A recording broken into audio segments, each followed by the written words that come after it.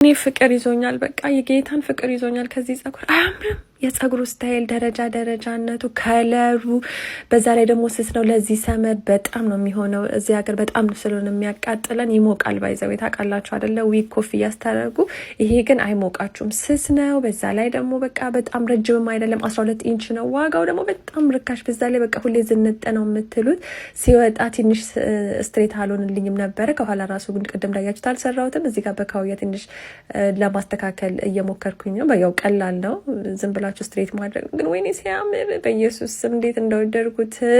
የሁል ጊዜ ዊጌ ነው የሚሆነው ይሄ በቃ ምክንያቱም በጣም ስስ ነች በጣም ረጅም አይደለም የራሳችሁ ጸጉር ነው በቃ የሚመስለው ስስነቱ ራሱ የሰው ጸጉር ነው የሚመስለው እንዴት ነው የሚያምረው ከለሩ ራሱ ወዶች ይበዛ ላይ ግሉለስ ነው ማጣበቃ ይተበቀባችሁ ምናምን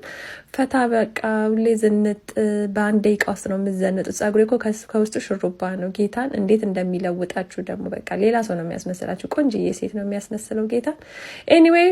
መግዛት ከፈለጋችሁ ሊንኩን አስቀምጥላችኋለሁ ለሚያስፈልገው ሰው ሼር አድርጉ ጌታን በጣም ርካሽ በዛ ላይ ደግሞ ዋጋው በቃ እኔ እንጃ ከሌላዎቹ አንፃር በጣም አሪፍ ነው እነኚህ አንዳንድ ነገሮች አብረውት ይመጣሉ